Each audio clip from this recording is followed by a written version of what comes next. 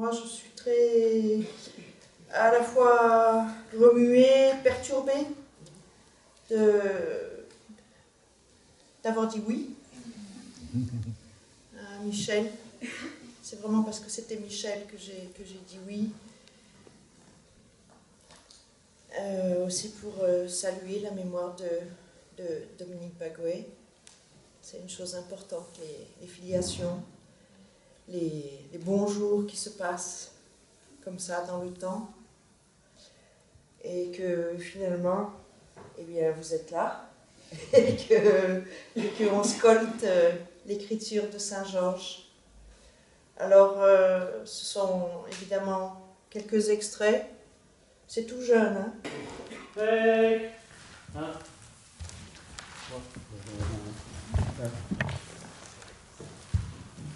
1, 2, 3, 4, 5, 6, 7.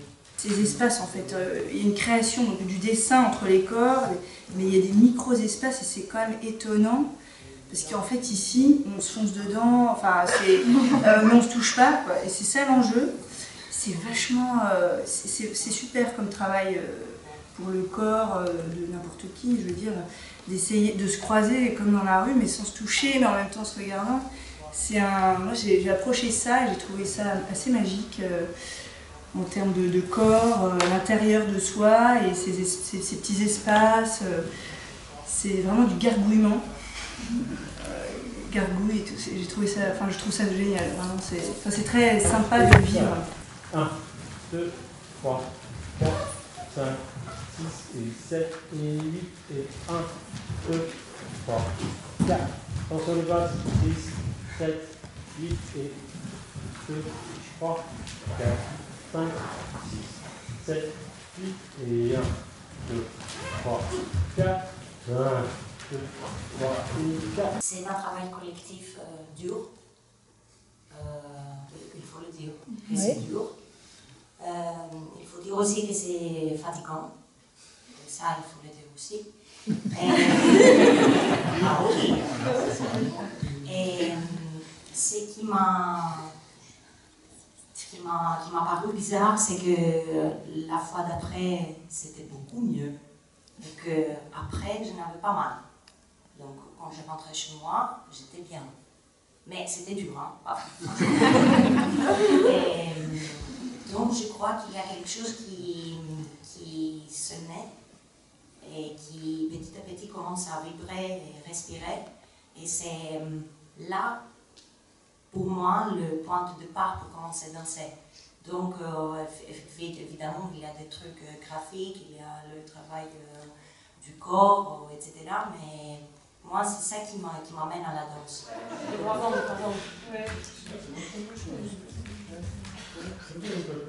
Et on sort les fesses. Ouais. Mais il faut vraiment... Le sacrum est en arrière. Oui. En fait, là, par exemple, ouais. Voilà, il faut faire une ligne droite avec les deux avant-bras. Ouais. Voilà, c'est ça. C'est très graphique, en fait. C'est les graphiques du Moyen-Âge. Alors, ouais. Par exemple, là, tu vois la catastrophe.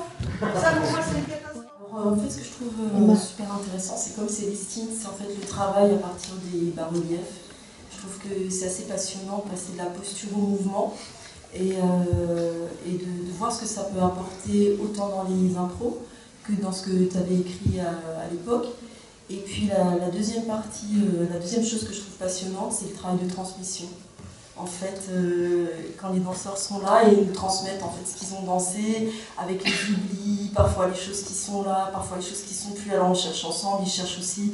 Et puis je trouve ça assez passionnant parce qu'on se rend compte qu'en fait, aussi, il y a des choses qui les ont plus marquées que d'autres. Et du coup, il y a un mouvement enfin, humain entre nous et avec les danseurs qui est assez passionnant. Organiser, désorganiser, ordre, désordre.